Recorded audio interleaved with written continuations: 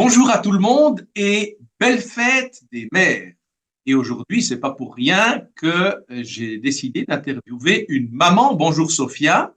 Bonjour, bonjour Romain. Sophia, j'espère que vous allez bien. Vous m'avez contacté il n'y a pas très longtemps pour proposer de témoigner. Et le titre de votre message, c'était Du New Age à Jésus. Tout à fait. Alors, du New Age à Jésus, vous m'avez envoyé aussi votre parcours. C'est un parcours qui n'est pas du tout commun, un parcours qui n'est pas évident. Vous avez vécu des difficultés, vous avez perdu votre papa, on peut dire jeune, et vous avez un petit peu prospecté à gauche, à droite, comme ça arrive très souvent à bien du monde, pas forcément pour chercher le mal, mais pour plutôt chercher du réconfort, peut-être des réponses à nos questions. Alors, Sophia, je vous accueille aujourd'hui. Vous témoignez à visage découvert. Un grand merci. Il faut Avec du plaisir. courage pour témoigner comme ça. Alors, quelques mots déjà sur vous, sur votre parcours, pour qu'on fasse un peu connaissance avec votre vie. Très bien, merci pour cette belle introduction. Alors, effectivement, j'ai un parcours un peu atypique. Je suis donc née avec des parents de confessions différentes, donc un père musulman et une maman catholique, et ils m'ont laissé le choix en fait de me baptiser ou pas en fait. Et j'ai choisi à l'âge de 10 ans de me baptiser. Et j'ai donc fait le catéchisme. J'ai beaucoup aimé la vie de Jésus, ça m'intéressait énormément. J'étais très bavarde à ce sujet-là. Je parlais beaucoup à une amie qui me l'a rappelé récemment, que je parlais beaucoup de Jésus, je lui racontais toute l'histoire. Il me fascinait en fait. Et du coup, j'ai accepté d'être enfant de chœur, puis scout.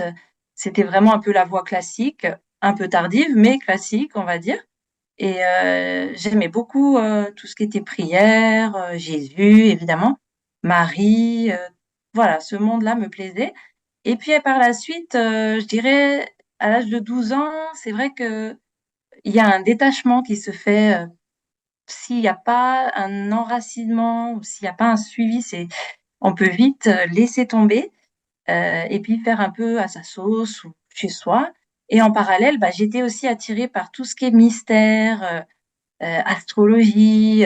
C'était très à la mode, ça l'est d'ailleurs d'autant plus maintenant, parce que là, c'était quand même il y a bien plus de 20 ans, bien plus. Et c'était déjà un peu à la mode. Donc, il y avait tout ce courant, comme on dit, New Age, qui était là, mais en soupape, parce que ça vient un peu des États-Unis.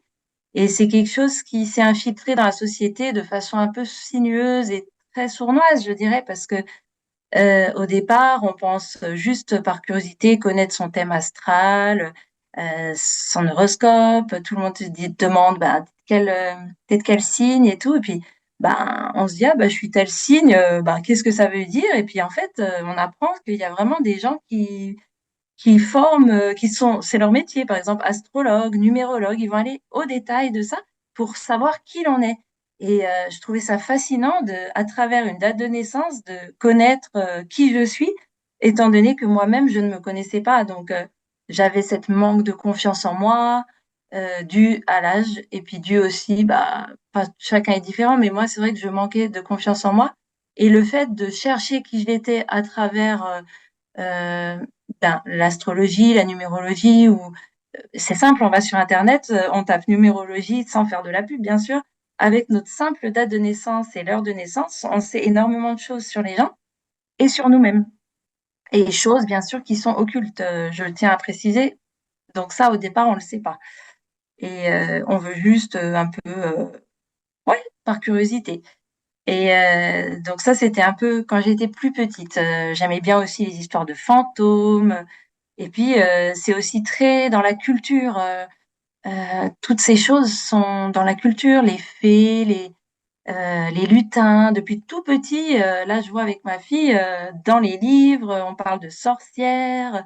Donc déjà, par la culture, je trouve qu'on est très ouvert à ça. Et pour aller chercher le bien, c'est un peu plus difficile.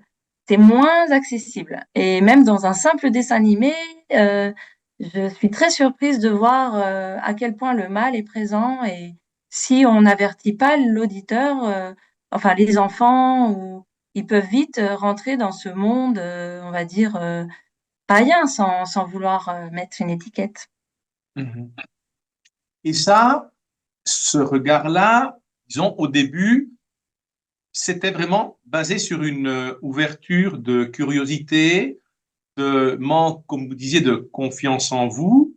Et puis, en même temps, est-ce que vous partagiez ces recherches avec votre entourage en disant est-ce que c'est bien, est-ce que c'est mal, qu'est-ce que vous en pensez, ou bien c'était un petit peu un terrain caché que vous faisiez de votre côté? C'est une bonne question parce que dans mes souvenirs maintenant, c'était plus aléatoire, c'est-à-dire par exemple un gars qui m'aimait bien m'avait fait mon thème astral, et j'avais trouvé ça sympa. Une autre copine, on était chez elle, on se disait ah les esprits, ça te dit quelque chose? On n'a pas fait de spiritisme, je tiens à préciser, mais on était très curieuses sur la question. Mhm. Donc déjà petit, c'est là où je me dis, il faut faire très attention parce que c'est déjà vers 8 ans, l'enfant se pose déjà des questions spirituelles. On sous-estime les enfants, je pense, et il faut vraiment les accompagner, leur parler si possible de Dieu, qu'il existe, et parce que les enfants se posent des questions très tôt. Et je pense que voilà, il n'y a pas forcément cette réponse. Et dans ce qu'on voit dans les dessins animés ou dans les livres, c'est ben, on parle de ma sorcière bien-aimée, de ces choses-là. Du coup, ça rend curieux.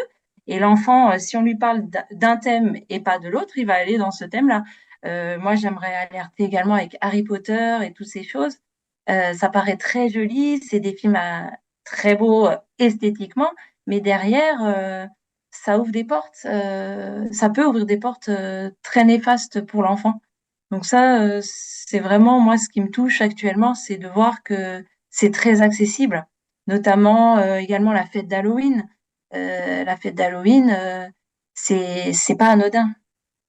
On ne En même déguise pas, temps, voilà. on s'ouvre à cette réalité-là, qui est une réalité, on veut dire, ésotérique, mystique, Mhm. et on se ferme au message de l'Église. Quand on propose la mystagogie, donc l'étude du mystère, comment est-ce qu'aujourd'hui vous percevez, parce que vous avez fait du chemin depuis, on y viendra tout à l'heure, mais comment expliquer à l'Église peut-être qu'elle a manqué une certaine partie de sa mission pour que des personnes se sentent poussées à aller rechercher un épanouissement spirituel ailleurs?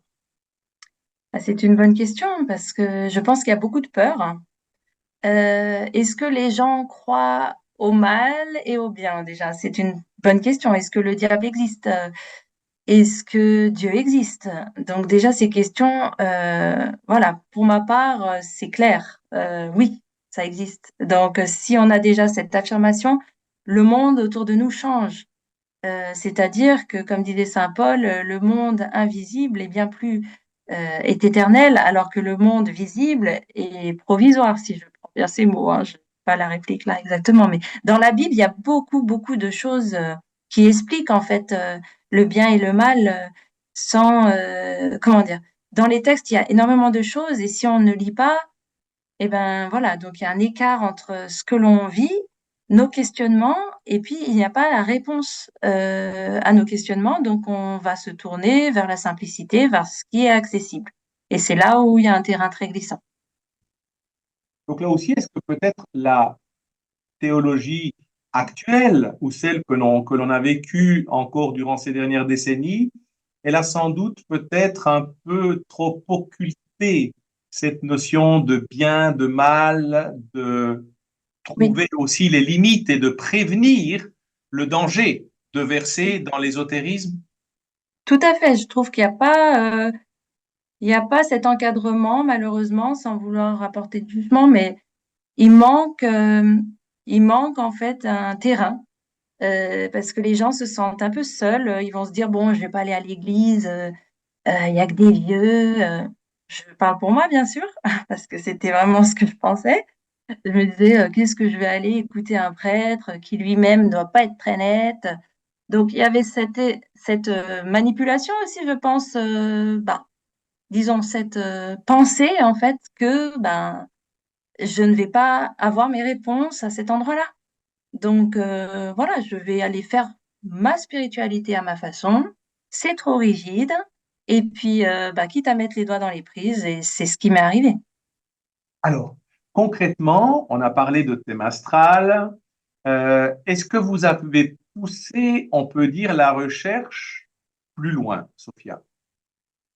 Alors, vous avez parlé du décès de mon père à 17 ans, donc c'est vrai que cette faille, on peut dire, je ne m'y attendais pas. Donc, ça m'a ouvert à beaucoup de questionnements, notamment sur le monde de l'au-delà, qu'est-ce qu'il y a après la mort, et j'avais pas les réponses. C'est vrai que je- j'ai entendu parler de médium, ça m'intéressait énormément. Il y avait aussi beaucoup de séries à la télé, notamment Charmed, où, vous savez, les sorcières, tout ça. Donc c'est intéressant de voir tout ce monde parallèle.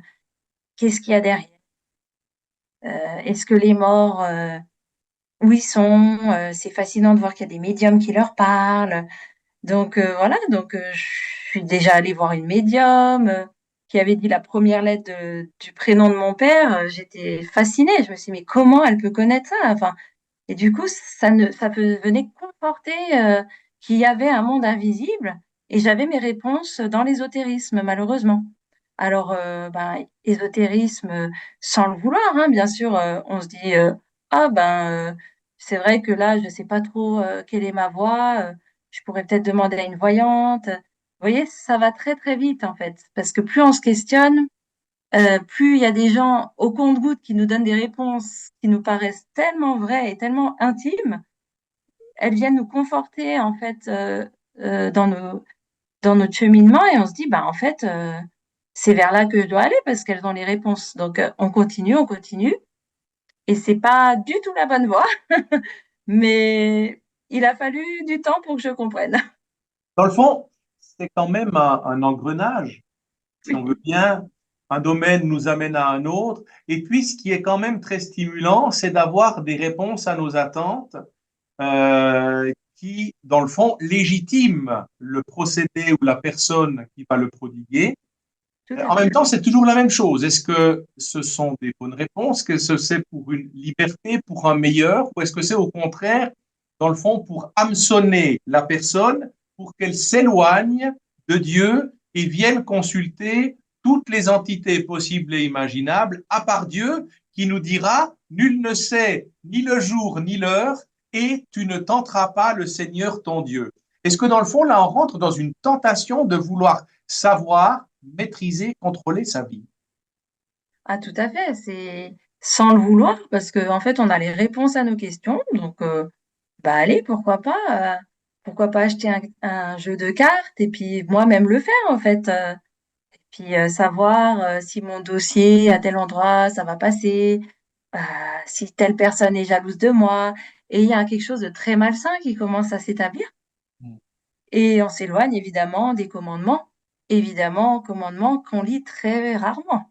Donc à part au catéchisme il y a très longtemps, euh, je veux dire, c'est pas dans le commun des mortels de malheureusement de lire les textes et de s'imprégner des commandements, des péchés capitaux qui sont essentiels en fait pour notre avancement et c'est comme une boussole de vie. Et sans ça, on ne sait pas qu'on fait le mal. Donc, en connaissant les règles, pour moi, les 10 commandements, les péchés capitaux, et bien après, on a le libre arbitre de faire ce que l'on veut ou pas, mais au moins on a une trame. Et cette trame-là n'est pas du tout réitérée dans notre vie au quotidien. Il n'y a pas des gens qui vont nous faire des rappels. C'est dommage. Maintenant, grâce à Internet, évidemment, il y a des prêtres comme vous qui osent parler et c'est super parce que moi, c'est ce qui m'a aidé par la suite à ma conversion. C'est des gens qui se mouillent et qui osent dire attention, danger. C'est pas parce que le thérapeute est sympa qu'il est forcément avec le bien. Et c'est là où il y a un amalgame aussi, c'est que c'est toujours des gens, la plupart du temps, qui sont de bonne volonté et qui veulent aider.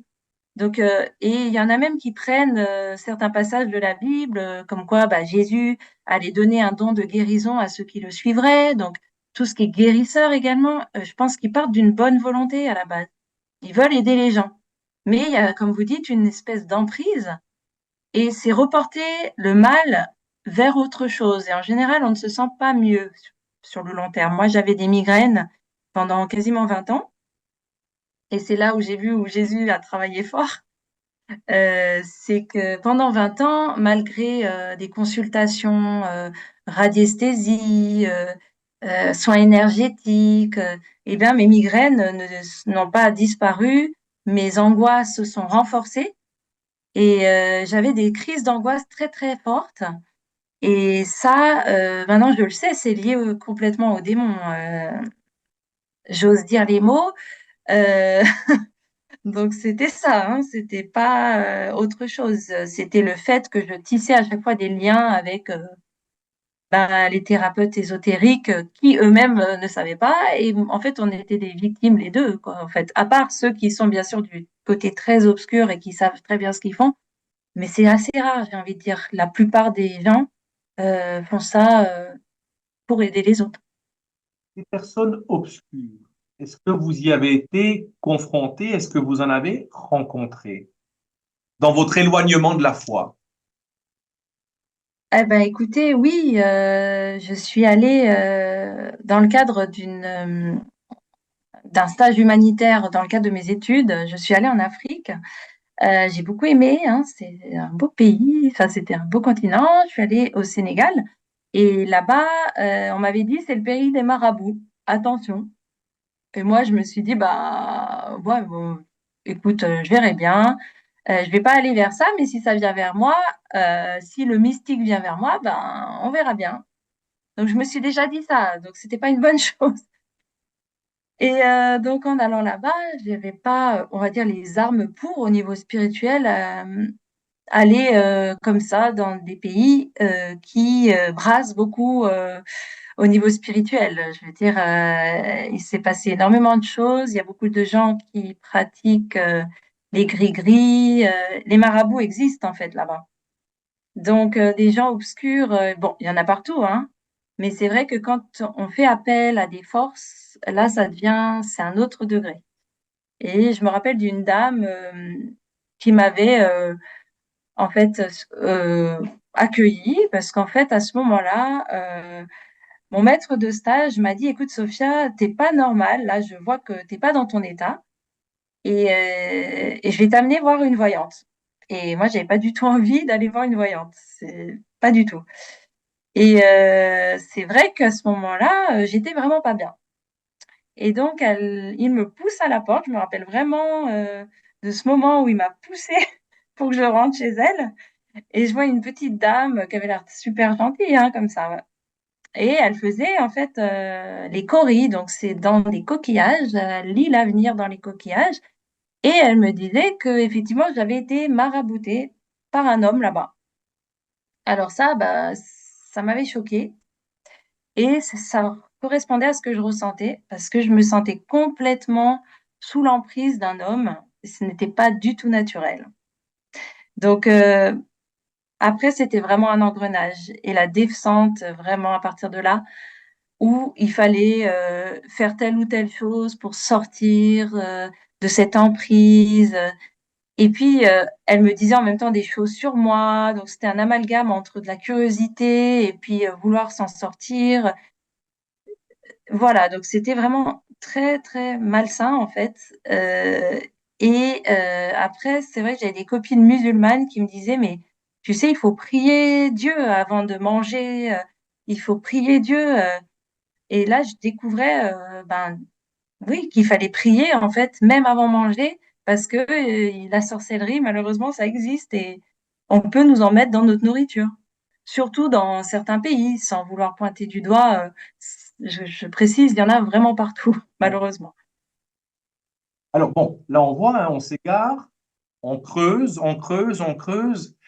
Et à un moment donné, qu'est-ce qui se passe qui vous fait vous éloigner ou prendre conscience dans un premier temps de l'éloignement que vous viviez avec votre foi? Eh bien, écoutez, non, mais je me suis bien égarée encore pendant pas mal de temps. Mhm. Parce que bah voilà, je voulais me protéger. En fait, c'était un combat spirituel et je pensais être du bon côté. C'est ça. Je pensais vraiment me battre contre le mal, en fait. Et c'est ça qui est vraiment tordu. Le diable se déguise en ange de lumière. Donc voilà, il peut être aussi présent dans tout ce qui est méditation, recherche de la réincarnation, savoir si dans d'autres vies, on n'avait pas eu d'autres vies qui font qu'aujourd'hui on est comme ça. Donc il y a tout ce côté, comme j'appelle New Age, parce que c'est un patchwork spirituel où on trouve des réponses pour lutter contre le mal. Donc, il y a même des anges aussi auxquels on peut faire appel pour avoir des protections. C'est ça où il y a une énorme ambiguïté et il manque la solidité des évangiles et des textes en fait. Alors, ce qui m'a ramené à Dieu, eh ben, c'est le hasard. Enfin, le hasard. Je pense que j'ai un ange gardien qui m'a dit, bon, allez, ça suffit là. On va arrêter les bêtises, hein. Tu vas retourner à l'église et tu vas faire un petit saut là-bas. Donc, par hasard, on va dire, je retourne à l'église et, et là, bah, il y a l'homélie d'un prêtre qui est décédé malheureusement maintenant, mais qui était vraiment très évangélisateur, si je peux me permettre. Il était handicapé, donc très touchant. Et ce prêtre-là, en fait, ben, dans son homélie, parle de la poutre dans le... Alors, je reprends les termes exacts hein, pour pas... Alors, la poutre dans l'œil. Pourquoi vois-tu la paille qui est dans l'œil de ton frère et n'aperçois-tu pas la poutre qui est dans ton œil? Et là, donc ces mots, je les connaissais, mais là, comme ça a été dit, ça m'est venu directement au cœur, en fait. Et ça m'a fait comme des timbales, et je me suis dit, ah, ça c'est pour moi, ça. Et c'est vrai, parce que même à travers le New Age, je disais, ah, il faut faire des soins énergétiques, il faut essayer de, ouais, on nous parle d'ancrage, de nettoyer ses énergies, de se protéger avec des pierres. Donc, quelque part, on dit aux autres ce qu'ils doivent faire aussi. Et puis moi-même, bah, j'étais complètement là-dedans. J'avais des pierres, j'avais, bah, comme je vous ai dit, des cartes, même des cartes de Jésus. C'est vraiment un énorme amalgame. Euh, J'avais des objets de protection, etc. Et tout ça, en fait, me conduisait pas du tout vers Dieu, en fait. Et donc, par la suite, je me suis dit, il faut que je retourne au mercredi des cendres. Ça me fascine. J'aimerais savoir ce que c'est que le mercredi des cendres. Je me questionnais, et c'était juste après. Donc, je me suis dit, allez, bon, bah, de toute façon, j'ai rien à perdre, j'y vais. Et là, j'entends carrément une voix qui me dit, jette tes cartes. Et ça me résonne dans la tête. Je me dis, c'est pas possible, c'est quoi cette voix? Ça a fait jette tes cartes, mais d'une force. C'était ferme, fort, et on peut pas dire que c'est autre chose que Dieu. J'étais sûre que c'était lui. Jésus, je pense Jésus, parce qu'il est vivant et il parle. Donc, quand on va dans une église, moi, je ne savais pas qu'on venait voir Jésus, vraiment. Je pensais juste qu'on venait se rapprocher de Dieu et qu'on venait voir, qu'on venait prier, mais je ne savais pas qu'il était présent dans les tabernacles et qu'il est présent également dans l'hostie. Ça, c'était une découverte pour moi, enfin une découverte, une affirmation. En fait, j'ai enfin compris qu'il était là. Mhm. Et donc, parce que bon, en ayant rencontré le côté obscur, eh ben, je me suis vite aperçue qu'il faut vite courir de l'autre côté pour se faire rattraper. Et c'est ce qui s'est passé pour moi. Et donc, ce côté lumineux, à un moment donné, c'est clair qu'il nous attire, il nous purifie, il va éclairer nos ombres. Et depuis que vous avez découvert, dans le fond, vous avez redécouvert la roue, parce que effectivement, de retrouver Jésus dans le tabernacle, dans l'Eucharistie, c'est toute la foi de l'Église, mais que vous n'aviez pas encore ou qu'on n'avait pas réussi à vraiment vous transmettre dans toute son authenticité, sa pureté et son ampleur, jusqu'au moment où vous êtes revenu à l'Église. Tout à fait. En fait, c'est comme si c'était dédoublé, c'est-à-dire les textes, on va dire théoriques, qui me parlaient pas trop, on va dire, parce que moi, je suis quelqu'un, on va dire, du terrain, on va dire. J'avais besoin de vivre l'expérience. Alors, j'ai vécu, mais c'est-à-dire, je voulais palper. Est-ce que c'est vrai? Est-ce que c'est pas des fables, en fait? Et c'est fou parce que dans Timothée 4,4, c'est dit, ils se détourneront, ils détourneront leurs oreilles de la vérité et se tourneront vers les fables. Les fables sont plus palpables de nos jours. Euh, Il y a qu'à voir les fêtes, comme je disais tout à l'heure, Halloween, on se déguise en monstre, etc. C'est très palpable, c'est accessible. Et puis le côté positif, le côté divin, Dieu, Jésus, eh ben, il faut aller à l'église, il faut ouvrir la Bible. C'est moins accessible dans le quotidien, les gens en parlent moins. Et du coup, c'est ça que je trouve triste quelque part. Mais alors aujourd'hui, de par votre expérience, Sophia, j'imagine déjà que vous n'avez plus envie du tout de faire votre thème astral ou d'aller tirer les cartes, ou encore moins de vous faire marabouter. Mais vous avez un prêtre en face de vous, vous avez sans doute en ce moment des personnes qui peut-être ont été tentées par l'ésotérisme, ou se posent elles-mêmes des questions. Dans le fond, votre propre témoignage aujourd'hui, qu'est-ce que vous pourriez dire à l'Église dans le cadre de son ministère, de son agir actuel, pour être plus prévenante par rapport à ce danger de l'ésotérisme, et puis à une personne qui serait dans cette pratique-là, mais qui ne verrait pas le mal, là aussi, qu'est-ce que vous pourriez lui dire à cette personne? Alors déjà que nous sommes tous pécheurs, donc ça c'est le numéro un. Ne pas culpabiliser, mais se repentir. La confession est là pour ça.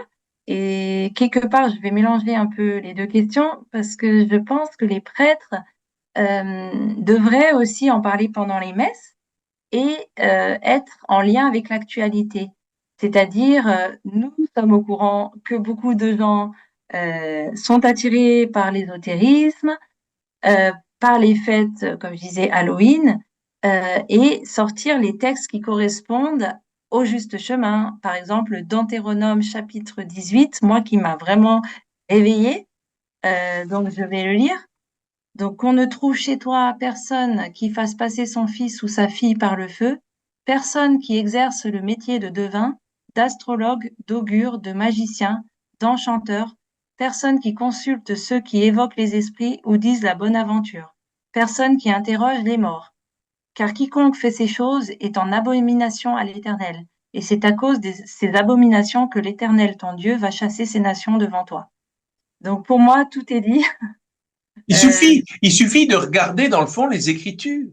oui, franchement, oui, et également dans le credo, je trouve que beaucoup de choses sont dites dans le credo et on le fait un peu machinalement.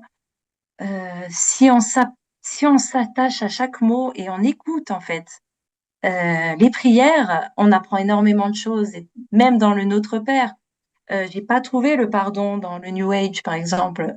Jamais on m'a dit il faut pardonner à ceux qui t'ont fait du mal ou aux personnes jalouses. Au contraire, on insistait pour dire bah, cette personne elle te veut du mal, tac, et du coup ça augmente la rancœur et c'est tout l'inverse de ce que Jésus propose. Mhm. Jésus propose le pardon et aime ses ennemis. Donc pour moi, ça, c'était une grande clé qu'il n'y a pas, absolument pas dans toutes ces nouvelles spiritualités. Et également, si je peux rajouter, l'Esprit Saint. Dans toutes les nouvelles spiritualités, on cherche le divin en soi et à s'auto-développer avec le développement personnel, avec toutes ces nouvelles formes de méditation, essayer de trouver la paix à l'intérieur de soi, par soi, sans Dieu.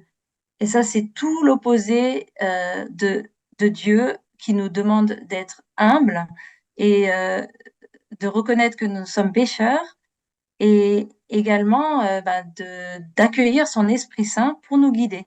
Donc, c'est quelque chose qui vient de l'extérieur, alors que dans le New Age, on va dire, c'est de l'intérieur de soi vers l'extérieur. Et là, c'est complètement à l'opposé. D'ailleurs, on dit souvent que le singe diable, pardon, l'inverse, le diable singe Jésus.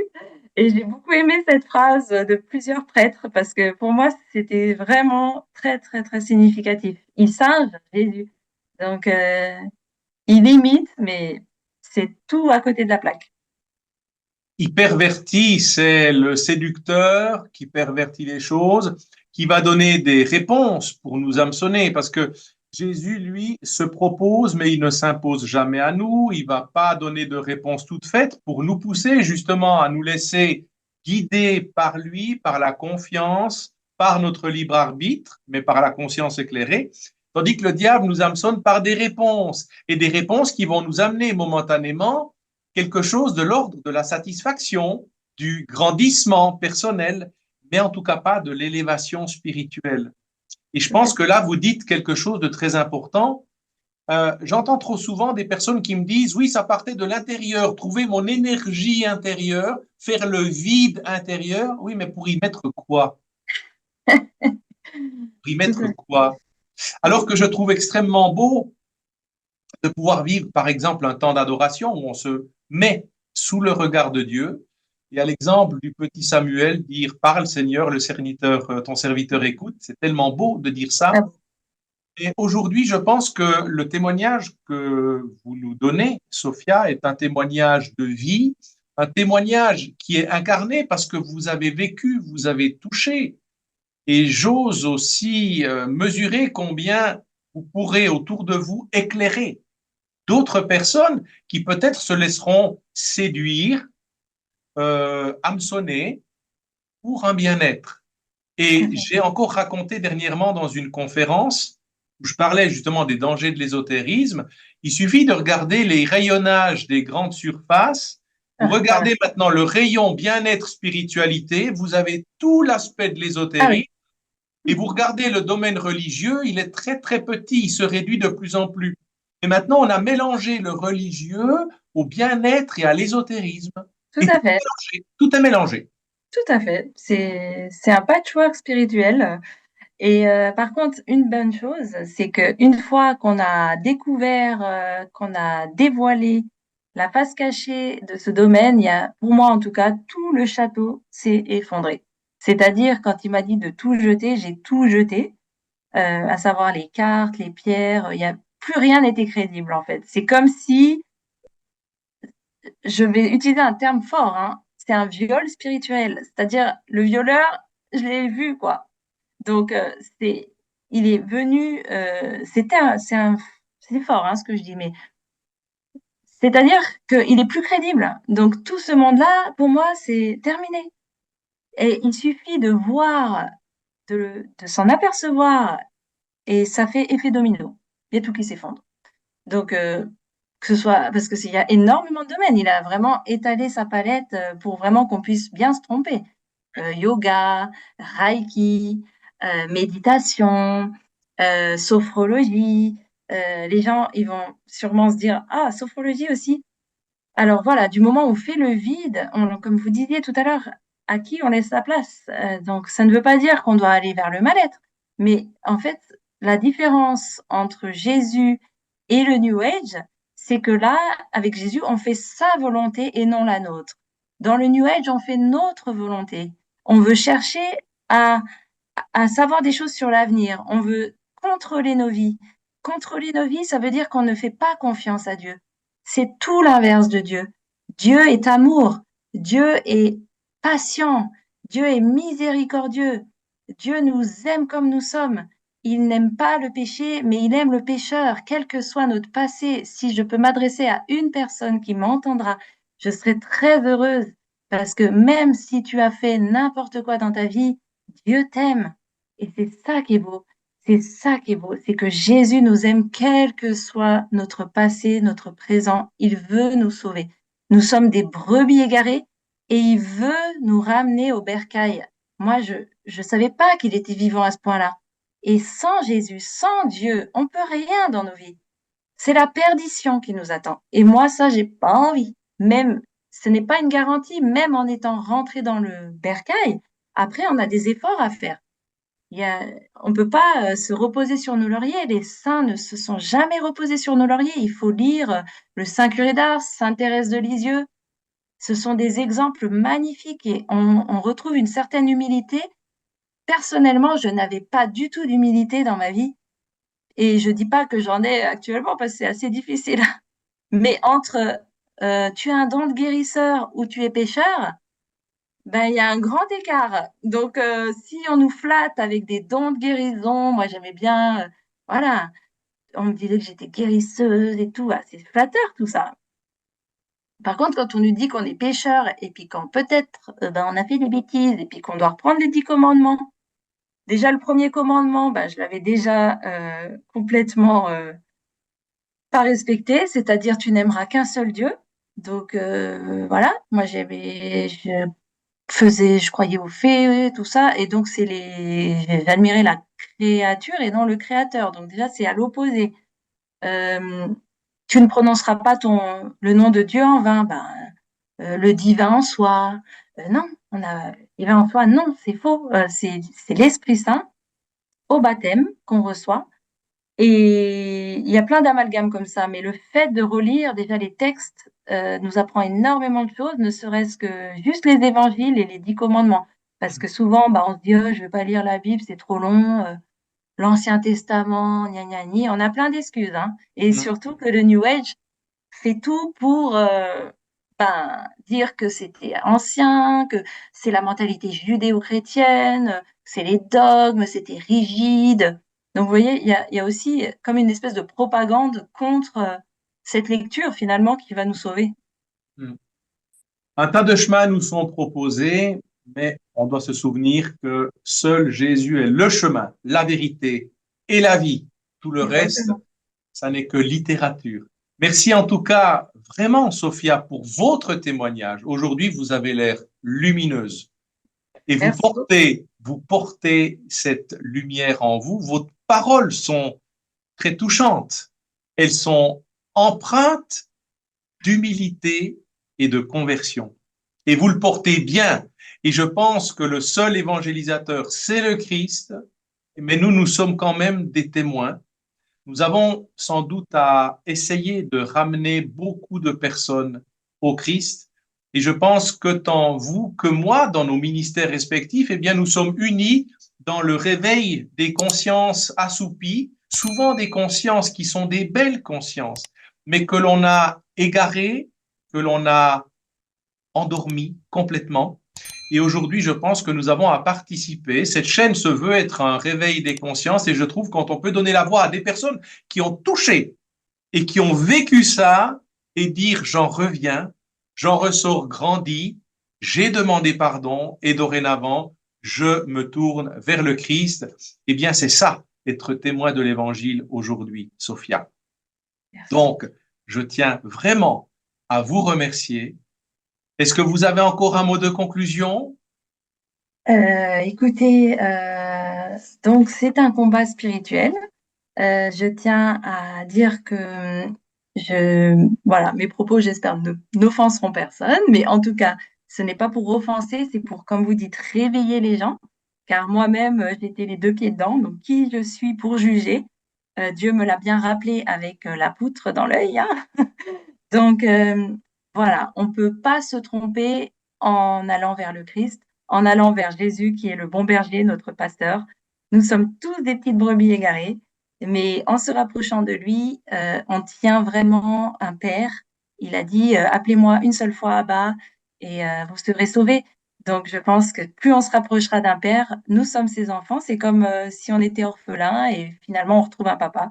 Donc, moi, j'ai perdu mon papa et là, j'en ai trouvé un. Je sais que mon papa est au ciel, mais là, j'en ai un encore actuellement qui est dans ma vie et il est là pour vous tous. Et c'est ça que je voudrais rajouter, c'est que il est là aussi pour tout le monde. Donc, n'hésitez pas à l'appeler et la prière de cœur à cœur vous y aidera. Et je pense une dernière chose qui pourrait vraiment aujourd'hui être une ligne de mire, c'est d'arrêter de vouloir sans arrêt renouveler, édulcorer, modifier la parole biblique en la rendant, en croyant la rendre plus séduisante ou accessible. Aujourd'hui, cette parole doit être professée dans sa pureté. Ce n'est pas à nous de censurer les paroles mêmes du Christ, même si elles sont dures. C'est au prix du réveil des consciences qu'elles doivent se faire. Et je pense que nous sommes de ces témoins. et que nous devons nous souvenir, comme nous l'avons entendu dans l'évangile d'aujourd'hui, que nous sommes envoyés dans le monde, mais nous ne sommes pas du monde dans la parole qui nous est donnée. Donc, on se souviendra toujours de ça. Merci pour votre témoignage, votre très beau et sincère témoignage, Sophia. Je vous Avec souhaite plaisir. une belle fête des mères. Eh bien, merci. Et Ah puis, oui, je voulais dire également, pardon, en parlant de maman, c'est vrai que donnons un bon exemple. Voilà, je sais qu'il y a beaucoup de gens, par exemple, si un enfant a tel ou tel mot, se tourne facilement vers les guérisseurs, les radiesthésistes, la respiration, etc. Euh, s- Apprenons à connaître. Il y a un prêtre qui m'a dit, c'est bien dommage que les gens pêchent pas jusqu'au bout pour savoir que derrière, il y a l'ennemi. C'est pas les gens qu'on juge. Le guérisseur en lui-même, c'est un être humain, il est comme nous, je veux dire, mais derrière, l'ennemi se sert de ces gens pour être des pantins, pour arriver à ses fins, c'est-à-dire nous prendre notre âme.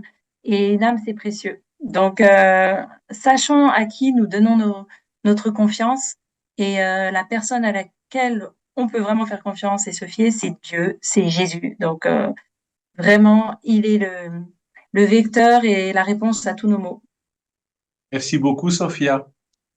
Et Merci. puis, cherchons à sauver notre âme et non pas à guérir sans cesse notre corps qui, de toute façon, est voué à l'anéantissement ici-bas. Je vous souhaite une très belle suite à vous, à votre famille. Merci bien. Transmettez l'évangile autour de vous et que Merci. celui qui a des oreilles entende.